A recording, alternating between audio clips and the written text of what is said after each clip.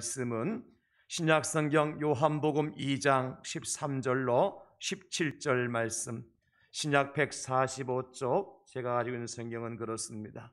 하나님 말씀을 다 찾으시고 우리 함께 하나님 말씀을 받도록 하겠습니다. 다 같이.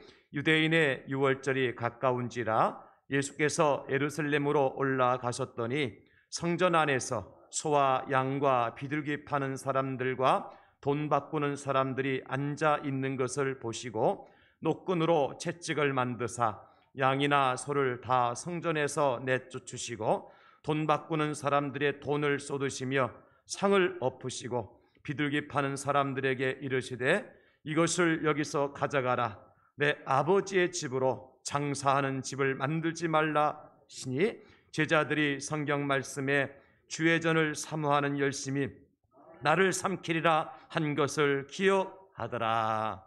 아멘. 지난 주간에 저는 제가 존경하는 또 목사님의 설교를 인터넷을 통해서 보고 들었습니다. 목사님께 설교 중에 이런 말씀을 하시더라고요. 당신 교회에 부교역자들이 참 많이 있는데 그 부교역자들이 실수를 하거나 잘못을 하거나 열심히 일하다가 문제가 발생했을 때에 담임 목사이기 때문에 얼마든지 이 부교역자들을 도와줄 수가 있다. 그런데 어떤 부교역자는 절대로 도와줄 수 없는 부교역자가 있더라. 그게 누구인가 하니까 아무 일도 하려고 하지 않는 그러한 부교역자는 내가 아무리 능력 있고 담임 목사를 하더라도 도와줄 길이 없더라. 그러시면서 하나님도 우리 인생들을 도우실 하나님이신데 도와주지 못할 사람이 있지 않겠나? 그 사람이 누구냐? 돈이 없는 사람이 아니고 빽이 없는 사람이 아니고 힘이 없는 사람이 아니고 건강이 없는 사람이 아니고 일을 하다가 좌충우돌 실패하거나 실수하거나 또 죄를 짓거나 잘못하는 사람이 아니라 아무 일도 하려고 하지 않는 사람은 하나님께서도 도와줄 수 없다. 우리가 열심히 일하다 보면 실수할 수도 있잖아요. 좌충우돌 실패할 때도 있지 않습니까? 또 때로는 잘못을 할 때도 있어요. 일하다 보면은 우리가 완전하지 못하잖아요. 그럴 때 우리 하나님은 우리를 불쌍히 여겨주시고 도와주실 수 있다는 거예요. 다시 세워주실 수 있고 다시 고쳐주실 수 있고 다시 시작하도록 힘을 주시는 분이 하나님이시라는 거죠. 그러나 아무 일도 하려고 하지 않는 사람은 하나님께서도 도와줄 길이 없다. 제가 그 설교를 들으면서 맞습니다, 옳습니다, 아멘입니다. 제가 은혜를 받았습니다. 여러분, 우리의 삶이라고 하는 것은 가만히 있는 것이 삶이 아닙니다. 삶, 그렇게 하면 살아있음의 준말이 삶이잖아요. 그렇죠? 살아있음, 이것의 준말이 삶이에요. 우리가 살아있다고 하는 것은 여러분 무엇을 의미합니까? 어떤 목적을 두고 있는 힘을 다해서 움직이는 것, 이것이 살아있다고 하는 증거죠. 그래서 삶이라고 하는 것은 무엇과 직결이 되느냐면 생명과도 직결이 되는 거예요. 생명이 있다, 살아있다. 살아있다, 생명이 있다. 같은 말이죠. 그러니까 이 삶이라고 하는 것은 우두커니 가만히 있는 것이 삶이 아니라 무언가 목표를 향해서 열정을 가지고 최선을 다해서 우리 예수님처럼 생명을 건 라이프 스토리를 갖는 것, 이게 삶이라는 거예요. 우리에 뭐가 있어야 돼요? 생명을 건 라이프 스토리가 있어야 돼요. 삶의 이야기가 있어야 돼요.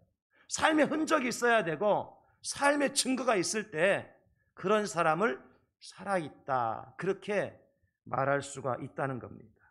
비록 우리 예수님 이 땅에서 33년의 짧은 삶을 사셨습니다. 그러나 어떻습니까?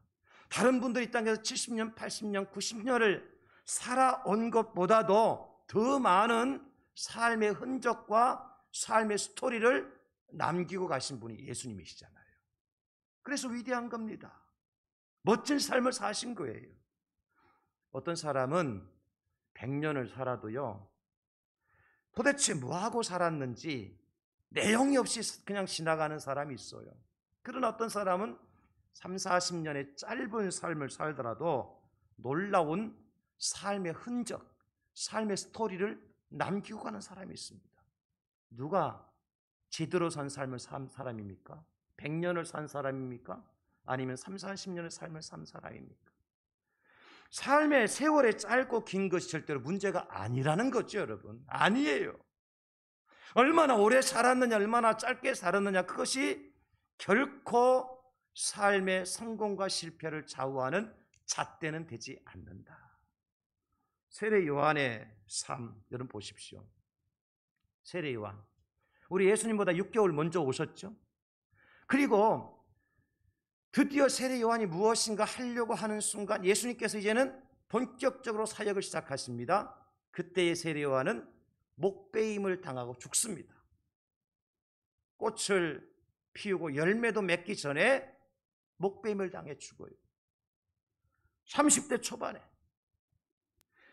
반짝 있다가 세상을 떠난 사람 중에 하나가 누구냐면 세례 요한입니다. 그래서 세례 요한은 자신을 가리켜서 나는 광야에서 외치는 자의 소리로다, 그렇게 고백했잖아요. 여러분, 저 들판에서 야 하고 소리 질러 보세요. 그러면 내 입에서 야 하고 나가는 순간 소리는 사라지고 없습니다. 산꼭대기 올라가서 골짜기에서 소리 지르면 그래 야야야야야 이 메아리도 있지만 광야에서는 메아리조차도 없습니다. 흔적이 없습니다. 이것이 세례 요한의 삶이었습니다. 그런데 여러분, 그 세례 요한을 향하여서 우리 예수님께서 뭐라고 말씀하십니까? 여자가 낳은 자 중에 세례 요한보다 큰 자가 없느니라. 세례 요한 실패했습니까? 여자가 낳은 자 중에, 낳은 사람 중에 세례 요한보다 큰 사람 없다. 구약에 메시아가 오시기 전에 엘리야가 오실 것을 예언하셨어요. 그런데 메시아이신 예수님께서 이 땅에 오시기 전에 엘리야로 오셨던 분이 누굽니까? 세례 요한입니다. 그래서 헤롯이 나중에 예수님께서 사역을 왕성하게 할 때에 예수님을 향해서 뭐라고 말씀한 줄 아세요? 헤롯이 내가 죽인 세례 요한이 다시 살아났구나. 여러분, 엄청난 세례 요한이 죽은 다음에도 헤롯 왕의 마음속에도 모든 유대인들 속에서도 세례 요한에 대한 감동이 아직도 남아있는 것을 볼 수가 있잖아요. 그래서 우리는 누구도 이 세례 요한의 삶을 보면서 헛된 인생이었다라고 말하지 않습니다. 불행하게 죽었다, 그렇게 단정하지 않습니다. 오히려 멋지게, 보람있게, 의미있게 살다 간 사람, 불꽃처럼 당신의 인생을 불사르고 떠난 사람, 이게 세례 요한이죠. 저는 그런 의미에서 우리의 삶이 어떤 삶이어야 될까? 예수님의 삶을 살아야 된다고 저는 믿습니다. 예수님이 진리입니다. 말씀이 진리고 예수님이 말씀이시기 때문에 예수님 진리시라 그러셨죠. 그 진리신 예수님을 따라가는 삶은 어떤 삶이냐? 먼저 예수님의 사역을 배워야 된다, 그죠? 그 다음에 진리신 예수님의 인격을 닮아야 된다. 우리가 예수님의 사역을 배우고 예수님의 인격을 담는 것으로 끝나는 것이 아니라 최종적으로 어떻게 해야 돼요? 그 예수님의 사역과 인격을 가지고 살아가야 되는 거예요. 그래야 진리신 예수님을 온전하게 따라가는 겁니다. 예수님의 사역을 배우고 그 사역을 가지고 예수님의 인격으로 그 사역을 감당하면서 살아가는 삶, 이것이 예수님을 따라가는 삶이라는 거지요. 여러분, 그래서 오늘 저는 말씀의 제목이 뭡니까? 예수님의 삶을 살아갑니다, 이렇게 정한 거예요. 그 예수님의 삶은 우리가 생각할 때 아니, 그분은 하나님의 아들이기 때문에, 메시아이기 때문에 우리와 전혀 차원이 다른 엄청난 삶을 사셨는데 어떻게 우리가 그 삶을 따라간단 말입니까? 그렇게 반문하실 수 있어요. 그러나 여러분, 예수님은 하나님으로 이 땅에 오셨지만 동시에 사람으로 오셨어요. 사람으로 오셨어요. 예수님도 드시지 않으면 배가 고프시고요, 예수님도 주무시지 않으면 피곤해서 잠이 오시고요, 슬픈 것을 보면 우시는 분이 예수님이셔요. 우리와 전혀 다를 바가 없는 육신을 가지고 이 땅에 오신 예수님이 33년의 삶을 이 땅에서 사셨어요. 이 땅에서 사셨어요. 척박한 이스라엘 땅에서 사셨어요.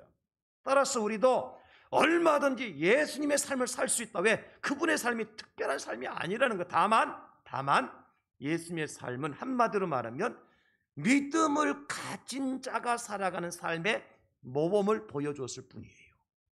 따라서 저와 여러분들이 마지막 때에 진리를 따라가기 위해서는 믿음의 분을 보여주신 예수님의 삶을 살아가는 것이 정답이다. 할렐루야. 따라합시다. 나도 예수님의 삶을 살겠습니다. 할렐루야. 나도 예수님의 삶을 살아야 되는 거예요. 그러면 도대체 우리가 살아야 될 예수님의 삶이란 어떤 삶이었느냐? 오늘 본문을 통해서 발견하기를, 첫째는 성전 중심의 삶을 사셨습니다. 오늘 본문의 13, 14절 보면 유대인의 유월절이 가까운지라 예수께서 예루살렘으로 올라가셨더니 성전 안에서, 그렇게 시작합니다. 예루살렘의 성전 안으로 들어가셔서 그 성전 안에서 행한 사건이 오늘 본문에 나오는 사건이에요. 예수님은 당신이 성전이시죠? 예수님 당신이 성전이셔요. 그 예수님 당신이 유월절에 어린 양이셔요. 따라서 건물 성전 안에 들어가지 않아도 되고 유월절 절기를 지키지 않아도 될 뿐입니다. 그러나 성전이신 예수님 당신께서, 유월절 어린 양이신 예수님 당신께서 유월절에 성전으로 올라가신 것은 많은 유대인들에게, 하나님을 믿는 백성들에게 성전 중심의 삶이 어떤 것인가를 보여주신 겁니다. 예수님께서 12살 되던 해에 가정 부모들과 친척들과 함께 유월절을 지키기 위해서 예루살렘 성전으로 올라가셨어요. 그런데 유월절을 다 지키고 난 다음에 가족들이 함께 이제 절기를 지키며 얻은 기쁨과 많은 은혜를 나누면서 고향으로 내려가고 있었습니다. 한참을 가다 보니까 누가 안 계셔요? 예수님이 안 보이는 거예요. 얼마나 놀랐겠어요. 여러분, 유월절 절기를 지키기 위해서는 한두 사람이 올라가는 것이 아니라 마을마다, 동네마다 온 이스라엘 백성들이 예루살렘을 향하여 올라가게 되어지기 때문에 때로는 수십 명, 수백 명이 떼를 지어서 가기 때문에 어디서 아이를 잃어버린 알 수가 없는 거예요.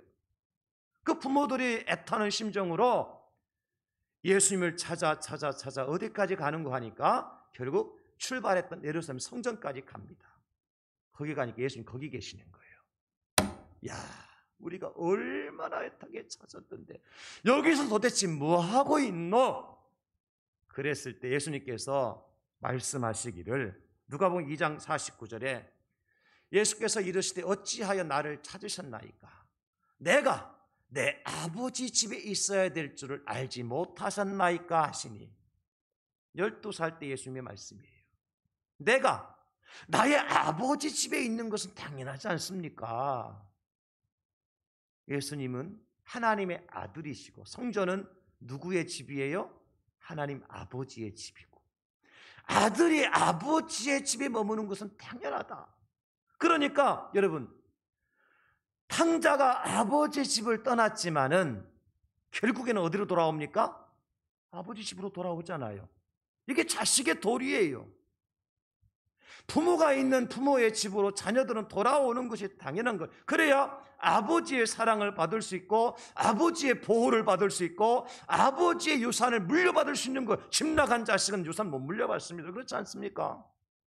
그래서 예수님께서 성전 중심의 삶을 살았다고 하는 것은 그만큼 의미가 있는 것입니다. 아버지의 집으로.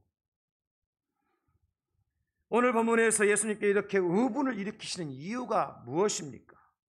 아버지의 집을 강도의 소굴로 만들었다는 겁니다.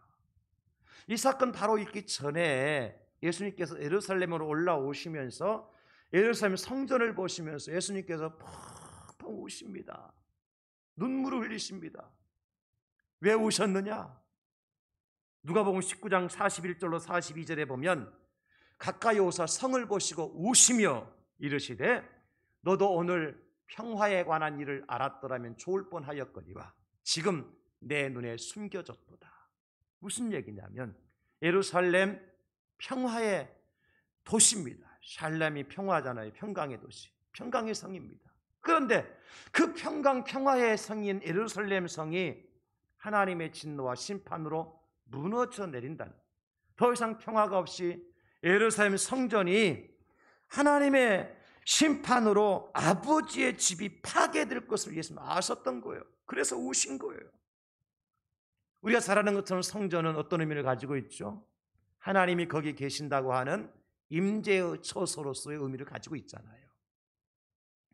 그러므로 성전이 무너진다고 하는 것은 아버지와의 만남의 장소가 사라지는 거예요. 하나님의 임재의 좌소가 훼손된다는 거예요. 하나님 왕자가 하나님 앉아 계시는 그 왕의 자리가 훼손되는 거예요. 얼마나 엄청난 비극입니까, 여러분? 그래서 예수님이 우신 거예요. 물론 여러분, 하나님은 영이시기 때문에 사람의 손으로 만든 건물 안에 갇혀 계시는 분은 절대로 아닙니다. 그럼에도 불구하고 성전이 중요한 이유가 무엇인가? 그 이유는 하나님께서 당신의 사랑하는 백성들을 만나 주시기로 약속한 장소예요. 하나님은 그곳에서 당신의 사랑하는 백성들을 만나 주시고 그들에게 은혜를 베풀어 주시고 그들을 용서해 주시고 그들에게 하나님의 복을 나누어 주시기 위해서 성전 안에 좌정해 계시는 겁니다. 그래서 이스라엘 백성들은 절기만 되면 성전으로, 예루살렘 성전으로 다 올라갔던 것입니다. 성전이 중요합니다. 그래서 다윗이나 솔로몬은 위대한 왕이었지만, 위대한 일들을 행하였지만, 놀라운 전쟁을 통해서 국토를 확장하고 나라에 부강한 나라를 세웠지만 그들의 최종 목적을 무엇으로 삼았죠? 하나님의 성전을 세우는 것이었습니다. 다윗은 그렇게 원했지만 성전을 세우지 못하고 떠나갔고 그의 아들 솔로몬이 드디어 하나님의 성전을 세우고 하나님께 영광을 돌려드리지 않습니까, 여러분? 성전이 중요하지 않다면 다윗의 솔로몬이 그렇게 할 이유가 없지요. 다니엘이 바벨론의 포로가 되어서 잡혀갔을 때 하루에 3번씩 기도를 드립니다. 기도를 드리는데 그냥 드리는 게 아니잖아요. 예루살렘을 향해서 열려있는 창문을 열어놓고, 예루살렘 성전을 향한 창문을 열어놓고 그곳에서 하루 3번씩 여호와 하나님 앞에 기도를 드리는 거예요. 여러분, 하나님이 꼭 예루살렘 성전에만 계시지 않는다면 다윗이 아무 구석에나 엎드려서 기도한다고 한들 하나님이 못 들어주시겠습니까? 지금 상황이 어떤 상황이에요? 누구든지 느부갓네살 왕 아니고는 다른 신상에게 절하거나 기도하면 굶주린 사자굴 속에 집어 던진다고 하는 왕의 조서를 다리오 왕 때 이미 받았잖아요. 그 다니엘이 알고 있잖아요. 그러면 아니, 다락방이 아니라 1층에 살 수 있는 거고 구석에 처박혀서 문 닫아놓고 갈 수 있는 건데 왜 꼭 예루살렘 성전을 향한 문을 열어놓고 기도하느냐는 말이에요. 성전에 계시는 여호와, 그 성전에서 만나주시기로 약속하신 그 여호와 하나님, 그 성전에서 은혜와 하나님의 복을 베풀어 주시 약속하신 하나님의 약속의 말씀이 성전 안에 있기 때문에 다니엘이 그렇게 한 것 아니겠습니까, 여러분? 포로 가운데 이스라엘 백성들이 예루살렘으로 돌아가기를 원했어요. 느헤미야, 에스더, 학개, 스가랴, 이 선지자들 특별히 그렇게 포로 말기에 예루살렘으로 돌아가기를 원했습니다. 무엇 때문에? 나의 고향이 있기 때문에, 내 친척이 있기 때문에, 내 삶의 터전이 있기 때문에. 여러분, 그렇지 않습니다. 그들이 예루살렘으로 돌아가기를 원했던 것은 무너진 주의 성전을 다시 건축, 찬양가사 자막 PPT를 생성할 그 성전에 들어가서 하나님 앞에 제사하고 예배하기 위해서 찬양가사 생명을 걸고 포로 가운데서도 예루살렘으로 웹사이트에서 가사를 복사해 오도록 하겠습니다. 그만큼 성전이 중요했습니다. 사무엘은 우리가 아는 것처럼 밤이 늦도록 성전을 떠나지 아니하였지. 그리고 그곳에서 하나님의 음성을 듣지 않습니까? 한 페이지에 표시될 가사의 줄수를 예수님이 입력합니다. 절기 때마다 죽음을 무릅쓰고 성전에 올라가셨습니다. 가사 파일을 저장해 성전에 잡혀서서 성전 밖으로 내치셔서 죽음당하실 걸 아셨습니다. 그럼에도 불구하고 내 아버지의 집이기 때문에 예수님은 성전을 떠날 수가 없었던 겁니다. 그만큼 여러분, 성전이 중요해요. 오늘날 많은 사람들이 추가된 가사로 물론 찬양가사 PPT를 구약시대의 성전의 개념, 예수님 당신의 성전의 개념과 오늘 우리가 예배하는 예배당과 교회당의 개념이 다를 수 있습니다. 그러나 정신만큼은 생성이 완료되었습니다. 다르지 않습니다. 슬라이드 메이커로 여러분, 생성된 PPT를 예배당에 왜 불러옵니다. 나오십니까? 예배 드리기 위해서 나오시죠. 누구한테 예배 드리기 나오십니까? 하나님께 예배를 드리기 나오신 겁니다. 누구 만나기 위해서 예배당 나오십니까? 하나님 만나시려고. 누구의 음성 듣고 누구의 말씀 듣고 누구의 은혜를 체험하기 위해서 예배당에 나오십니까? 하나님의 말씀 듣고 하나님의 음성 듣고 하나님의 은혜를 받기 위해서 예배당에 나오시잖아요. 정신은 다르지 않아요. 오늘날 많은 사람들이 그럼에도 불구하고 예배 공간의 다양화를 주장합니다. 꼭 예배당에 가서 예배를 드려야 되느냐고 얘기를 합니다. 저는 그 말이 틀린 말은 아니라고 저도 공감을 합니다. 하나님은 영이시기 때문에 어디서 예배를 드리든 하나님 예배를 받으십니다. 그러나 여러분, 제가 예를 들어 볼게요. 만약에 우리가 식당이 없어서 맛있는 스테이크를 먹어야 되는데 배는 고프고 식당은 없어요. 그럼 여러분, 내가 화장실에 들어가서 스테이크를 잘라서 먹을 수 있습니까? 없습니까? 먹을 수 있습니다. 군대 가보세요. 화장실에서 건빵 뜯어먹고 다 하잖아요. 라면 바스로 먹고. 왜? 그 장소가 내가 먹을 수 있는 가장 적합한 장소예요. 그런데 우리 집에 분명한 주방도 있고 스테이크를 구울 수 있는 오븐도 있고 나이프도 있고 다 준비되어 세팅되어 있는 주방이 있는데 그거 들고 화장실에 들고 와서 그 화장실 쪼개 먹을 사람 있어요, 없어요?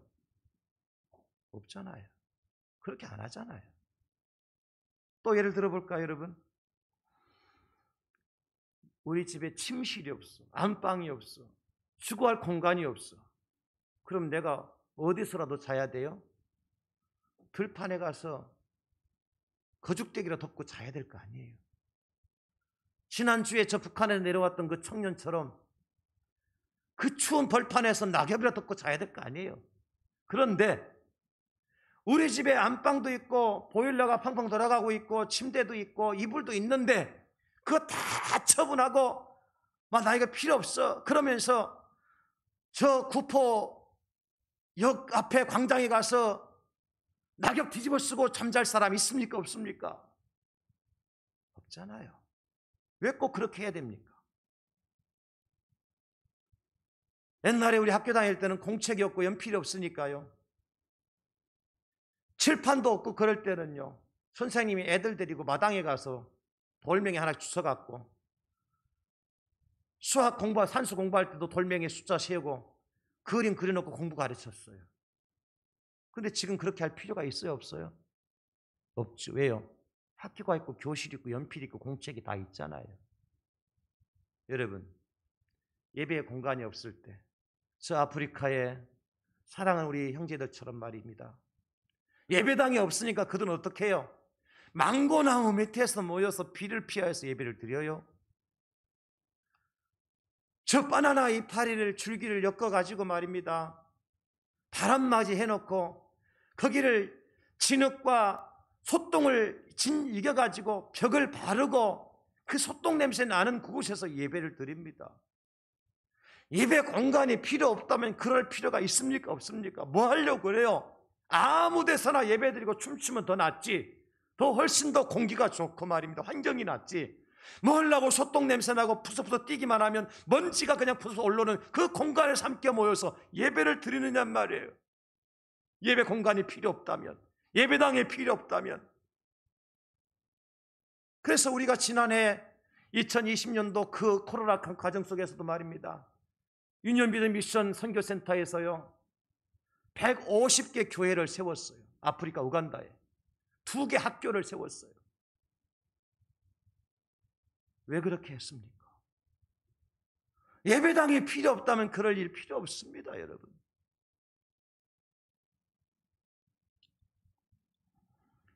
이스라엘 백성들이요 바벨론의 포로가 되어 갔을 때에 그발 강가에서 버드나무에 수금을 걸어놓고 펑펑 웁니다. 저 예루살렘을 향해서 바라보면서 눈물을 그치지 않아요. 왜 그랬을까요? 이미 예루살렘 성전은 파괴되었어요. 다시 예루살렘으로 돌아갈 기약이 언젠지 알 수가 없어요. 그러니 울 수밖에 해요.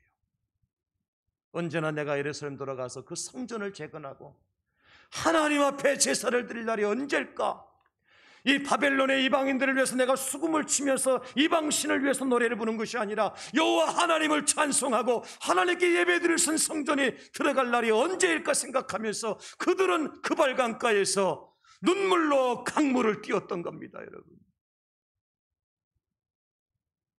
우리가 코로나 가운데서도 예배당에 나와서 예배를 드리는 이유가 뭡니까, 여러분? 저는 이렇게 묻고 싶어요. 예배당에 모여서 예배를 드리지 못할 때도요 목사님들이 어디서 설교합니까? 이 강대상에다 설교회가 영상 띄워 보냈잖아요. 어느 영상이든 여러분 보십시오. 좌석에 성도 한 사람 없더라도 목사님들은 다 강단에서 이 설교를 했어요.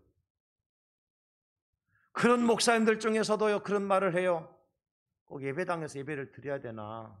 꼭 대면 예배를 드려야 되나?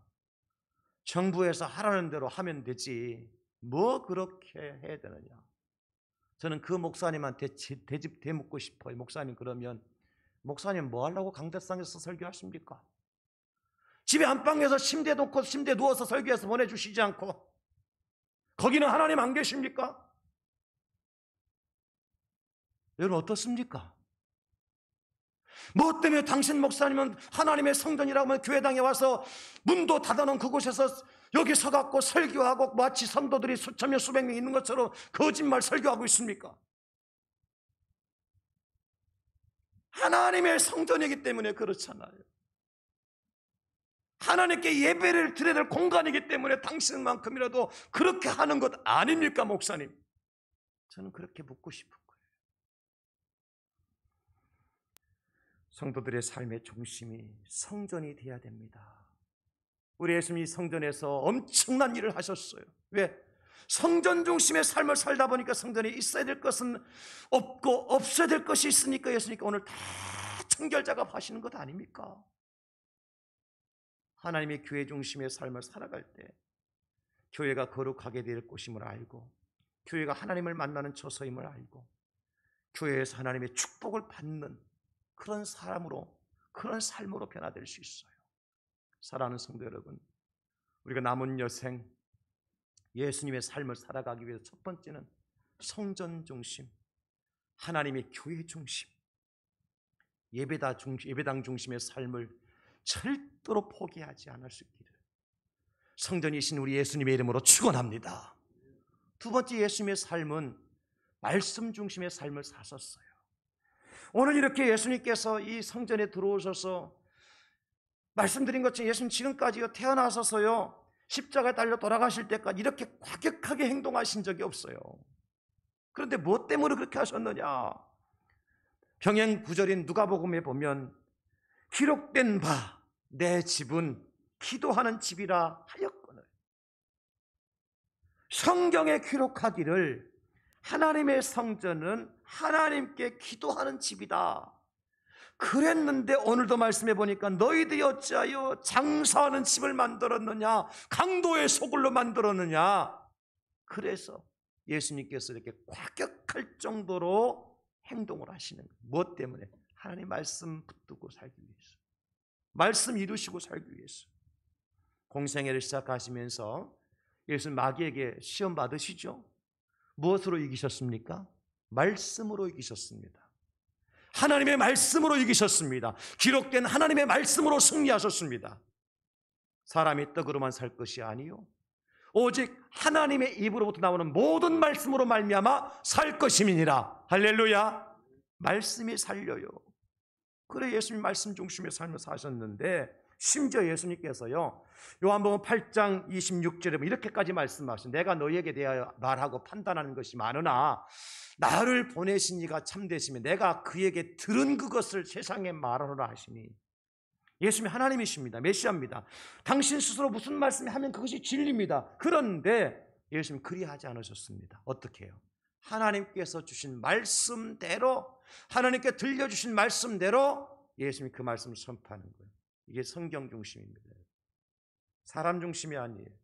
28절에도 예수께서 이르시되 너희가 인자를 든 후에 내가 그인 줄 알고 또 내가 스스로 아무것도 하지 아니하고 오직 아버지께서 가르치신 대로 이런 것을 말하는 줄도 알리라. 예수 십자가 달려 돌아가신 다음에 예수님 왜 죽으셨지? 성경대로 사시다가 성경대로 죽으셨구나. 그때서 깨닫는다는 겁니다.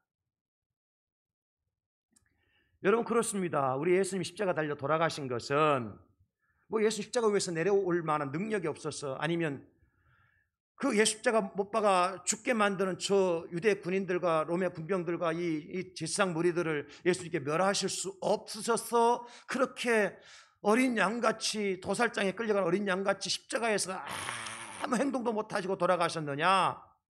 그렇지 않습니다. 많은 무리들이 예수님 잡으러 왔습니다. 그때 베드로가 칼을 뽑아서 제사장의 종 말고라는 사람의 길을 쳐서 떨어뜨립니다. 그때 예수님 말씀하시죠. 내 칼을 도로 내 칼집에 꽂아라. 칼을 가진 자는 칼로 망한다 하시면서 마태복음 26장 53절 54절 이렇게 말씀합니다. 너는 내가 내 아버지께 구하여 지금 12군단 더 되는 천사를 보내시게 할 수 없는 줄로 아느냐? 내가 만일 그렇게 하면 이런 일이 있으리라고 한 성경이 어떻게 이루어지겠느냐 하시더라. 뭐 때문에 죽으셨어요? 성경 때문에. 말씀을 이루시려고. 사랑하는 성도 여러분, 하나님의 말씀은 우리의 생명과 바꿀 만한 충분한 가치가 있음을 믿으시기를 예수님의 이름으로 축원합니다. 말씀을 떠난 자는 그러므로 죽은 자입니다. 말씀을 지킨 자가 산 자요, 말씀대로 죽은 자가 산 자입니다. 진정한 영생과 생명을 가진 자가 누구냐? 하나님의 말씀대로 살다가 말씀대로 죽는 자가 영생을 가진 자예요.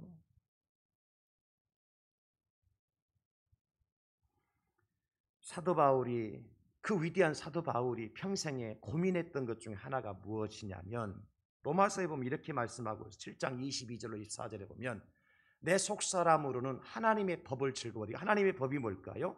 하나님의 말씀이죠. 성경이죠. 내 지체 속에서 한 다른 법이 내 마음의 법과 싸워 내 지체 속에 있는 죄의 법으로 나를 사로잡는 것을 보는도다. 오호라 나는 곤고한 사람이로다. 이 사망의 몸에서 누가 나를 건져내랴 그랬어요. 바울의 마음속에 두 법이 싸워. 하나는 하나님의 말씀의 법, 하나는 사탄의 마귀의 말의 법. 하늘의 법과 세상의 법. 우리 그렇지 않습니까, 여러분? 내가 무슨 일을 결정하거나 결단하거나 일을 시작하기 전에 항상 망설이고 내 마음에 갈등이 올 때가 있죠. 이렇게 해야 되나 저렇게 해야 되나. 왜 그렇습니까? 우리에게 하나님의 말씀만 있다면 절대로 갈등할 필요 없죠. 말씀대로 살면 되는데 뭐, 그죠? 하나님 말씀하시기를 그렇게 하라 하셨으면 하면 되는 거고, 하지 말라 하셨으면 안 하면 되는 거잖아요. 그럼에도 불구하고 우리가 왜 이렇게 갈등하고 고민하고 갈피를 잡지 못하느냐면, 또 다른 법이, 세상의 소리가, 마귀의 소리가 우리에게 속삭여서 들려온다는 거예요. 이것 때문에 바울 사도가 그렇게 고민하면서 오호라 나는 곤고한 사람이로다. 이 사망의 몸에서 누가 나를 건져낼까? 바울이 그렇게 외쳤던 겁니다. 사랑하는 성도 여러분, 이 마지막 때 누가 복 있는 사람입니까? 여호와의 말씀, 하나님의 성경을 즐거워해서 그 말씀, 그 성경을 주야로 묵상하는 자가 복 있는 사람입니다. 소아시아 지역에 7교회가 있었는데, 에베소 교회로부터 시작해서 라오디아 교회까지 7교회가 있었는데, 그 중에 우리가 잘 아는 빌라델피아 교회를 향하여서 우리 하나님께서는 이렇게 칭찬해 주십니다. 네가 작은 능력을 가지고도 하나님의 말씀을 지킨 자다. 여러분, 수천 명, 수만 명 모이는 교회가 복된 교회냐? 예, 우리 교회도 그렇게 모였으면 좋겠습니다만은, 그러나 다만 10명, 20명이 모인 교회라 할지라도 하나님의 말씀을 지킨 교회가 복된 교회인 줄로 믿습니다. 수백억, 수천억의 재산을 가진 교회가 복된 교회냐? 진짜 부자 교회냐? 그럴 수도 있겠지만은 오히려 한 달 한 달, 한 주 한 주 간신히 살아가는 재정을 가지고 있는 교회랄지라도 하나님의 말씀대로 하나님의 말씀을 좇아서 하나님의 말씀에 순종해서 나아가는 교회가 부자 교회요, 복된 교회인 줄로 믿습니다. 그래서 요한계시록에서는 계속해서 무슨 말씀을 강조합니까? 성령이 교회들에게 하시는 말씀을 들을지어다. 성령이 교회에게 하시는 말씀을 들을지어다. 교회는 누구의 말씀을 들어야 돼요? 성령이 교회에 하시는 하나님 말씀 들어야 돼요. 세상의 말이 아닙니다, 여러분. 사람의 말이 아닙니다, 여러분.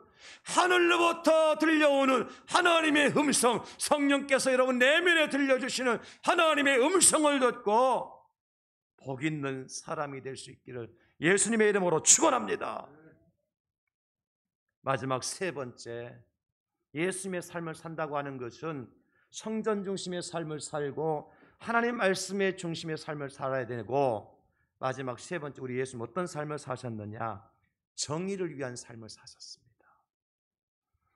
오늘 14절 16절 성전 안에서 소와 양과 비둘기 파는 사람들과 돈 바꾸는 사람들이 앉아있는 것을 보시고 노끈으로 채찍을 만드사 양이나 소를 다 성전에서 내쫓으시고 돈 바꾸는 사람들의 돈을 쏟으시며 상을 엎으시고 비둘기 파는 사람들에게 이르시되 이것을 여기서 가져가라. 내 아버지 집으로 장사하는 집을 만들지 말라 하시니. 여러분, 오늘 본문에 나온 단어들을 보십시오. 내쫓으시고 돈을 쏟으시고 상을 엎으시고. 예수님이 이렇게 하실 분 아니잖아요. 예수님은 어린 양으로 온유하신 분도 오셨잖아요. 지금까지 그 어떤 순간에 예수님께 이렇게 행동하신 적이 없어요. 아무리 심지어 예수님께 십자가 달려 돌아가시기에 채찍을 때리는 자들 앞에서도, 뺨을 치는 자 앞에서도, 침을 뱉는 자들 앞에서도, 가시로 만든 면류관을 머리에 씌우는 사람들 앞에서도, 당신의 옷을 벗기는 사람들 앞에서도 이렇게 과격하게, 이렇게 단호하게 행동하신 적이 없어요. 오늘 단 한 번입니다. 무엇 때문에? 하나님의 공의를 이루시기 위해서. 이게 정의라는 사실을 우리에게 보여주시려고 그렇게 사신 거예요. 저는 사복음서를 묵상하면서 많은 것을 깨닫습니다만은, 우리 교회가 한 달에 신약 일독 운동을 하면서 이제 사복음서를 2번 지나갔잖아요.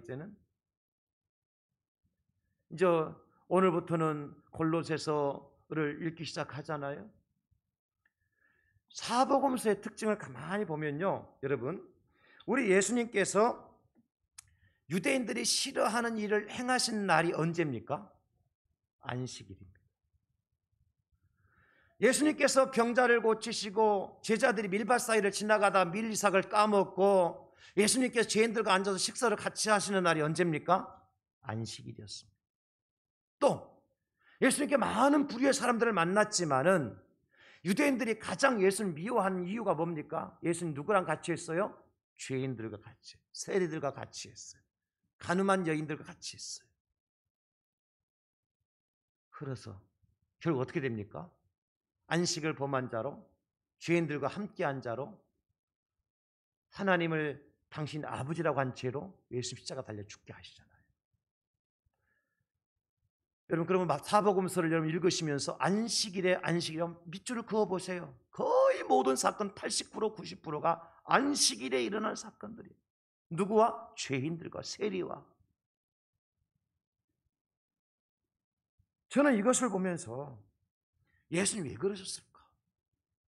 편안하게 사역할 수 있거든요. 안식일 안 하면 되잖아요. 날 있고 안식일이 맞는 거 아니죠, 그죠? 요일이 며칠이에요? 7일 있잖아, 7일. 그중에 엿새 놔두고 왜 꼭 안식일 해갖고 꼭 그렇게 핍박을 받고 그렇게 유대인들이 딴지를 걸게 만들고 그러냐 말이에요. 아니 죄인들 만나지 말고 그냥 좀 유대인들 중에서 품이 있는 사람 만나고 말이죠, 그죠? 좀 이렇게 직책 있는 사람 만나가지고 좋은 말로 이렇게 좀 복음도 전하고 그래가지고 하면 얼마나 좋아요. 예수님 그렇게 하지 않으셨어요. 왜 그렇게 하셨느냐? 유대인들은 안식일이라고 하는 자기들만의 의식적 귀신에 사로잡혀 살았어요. 저는 저 귀신에 사로잡힌 삶이라고 봐요, 유대인들은. 예수님 그것을 파괴시킨 거예요. 우리만 의인이고 저 이방인이나 쇠나 죄인들과는 상종도 하지 않는다고 말했던 그들의 교만함, 예수님께서 깨뜨리신 거예요. 그러다 보니까 불의와 타협할 수 없잖아요. 진리가 아닌 것과 타협할 수 없잖아요. 저는 그래서 이 시간에 여러분들에게요 한 가지 공유하고 싶은 마음이 있어요. 그게 뭐냐? 우리는 이 마지막 때에 뱀같이 지혜롭고 비둘기같이 순결하게 살 필요가 있습니다. 그러나 여기 뱀같이 지혜롭다는 말을요, 여러분 세상과 적당히 타협하며 살라는 말이 아니라는 것을 아셔야 돼요. 지혜의 근본이 누굽니까? 하나님이시잖아요. 하나님은 불의한 분이 아니십니다. 하나님은 악한 분이 아니십니다. 그래서 저와 여러분들 공유하고 싶은 것이 뭐냐면 우리는 죄에 대해서만큼은, 악에 대해서만큼은, 진리가 아닌 것에 대해서만큼은 절대로 타협하지 말자는 겁니다. 어떤 화가가 그림을 그리고 어떤 작가가 책을 썼는데 그 제목이 똑같은 제목이었어요. 그림 화가도 틀리고 책을 쓴 작가도 다른데 그 그림의 제목이 뭐냐면 바보 예수. 그 책의 이름이 뭐냐면 바보 예수였어요.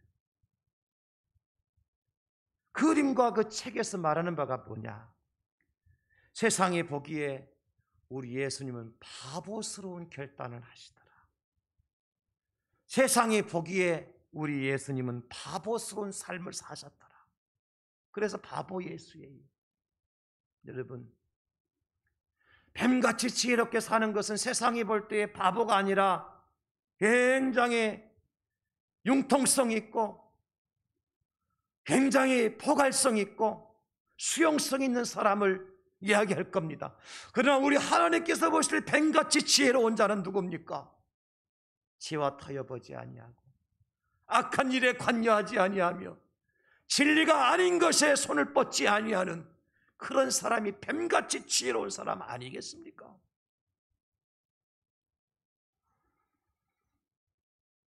시대의 마지막 때를 대표하는 교회가 라오디게아 교회거든요. 7개 중에서 지금 이 시대의 풍속을 따라가는 교회가 라오디게아 교회였습니다. 그 교회를 향해서 하나님께서 이렇게 경고하십니다.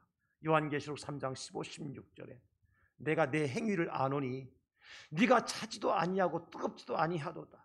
네가 차든지 뜨겁든지 하기를 원하노라. 내가 이같이 미지근하여 뜨겁지도 아니하고 차지도 아니하니 내 입에서 너를 토하여 버리리라. 적당히 한쪽은 세상에 발을 내딛고 한쪽은 교회에 발을 내딛고 살아갈 수 있습니다. 한쪽은 세상의 법을 따라가고 한쪽은 교회의 법을, 하나님의 법을 따라가고 살아갈 수 있어요. 얼마든지 그렇게 할 수 있어요. 그런 사람이 융통성 있는 사람이라고, 그런 사람이 포용성 있는 사람이라고, 그 사람이 소통을 잘하는 사람이라고 세상 사람들이 박수 쳐주고 환영해주고 그렇게 할 수 있을 겁니다. 그러나 우리 예수님 그리하지 않으셨습니다. 엎을 걸 엎었고 쫓아낼 거 쫓아냈고 부술 거 부쉈고 무엇을 위해서? 정의를 위해서 그렇게 했습니다. 사랑하는 성도 여러분, 저는 미가서의 말씀을 가지고 이 말씀을 정리하려고 합니다. 미가서 6장 8절에 이렇게 말씀하십니다. 사람아, 주께서 선한 것이 무엇임을 내게 보이셨나니 여호와께서 내게 구하시는 것은 오직 정의를 행하며 인자를 사랑하며 겸손하게 대해 하나님과 함께 행하는 것이 아니냐. 마지막 때 하나님께서 저와 여러분들에게 원하신 삶이 오직 정의를 행하며 하나님과 함께 행하는 것이라. 어쩔 수 없습니다. 우리가 부정한 것과 불의한 것과 죄악과 싸워야 될, 그래서 우리는 더 이상 두 주인을 섬길 수 없는 하나님 한 분만을 섬기는 자로 이 길에 들어섰습니다. 뒤로 물러나서 침륜에 빠질 수 없는 바로 이 길에 들어선 자들입니다. 그렇다면 예수님의 삶을 사는 것밖에 없습니다. 세상에 기웃거리지 마시기 바랍니다. 죄와 불의와 진리가 아닌 것에 여러분 마음 빼앗기지 마시기 바랍니다. 오직 성전 중심, 말씀 중심, 정의를 위하여 살았던 예수님처럼 우리가 예수님의 삶을 삶으로 말미암아 예수님의 삶의 스토리를 이 땅에 남기고 흔적을 남기고 가시는 저와 여러분들이 다 될 수 있기를 예수님의 이름으로 축원합니다. 축복합니다. 주님 도우시옵소서. 우리의 힘만으로 안 됩니다. 세상이 너무 험하고 악합니다. 예수님의 삶을 살아가도록 성령께서 역사하소서. 성전 중심, 말씀 중심, 정의를 행하는 자의 삶을 살아감으로 하나님이 구하시는, 하나님이 구원하시는, 하나님께서 역사하시는 더 크고 놀라운 비밀들을 체험하며 살아갈 수 있는 주의 백성들 되게 하여 주시옵소서. 예수님의 이름으로 기도드리옵나이다. 아멘. 314장 찬송합니다.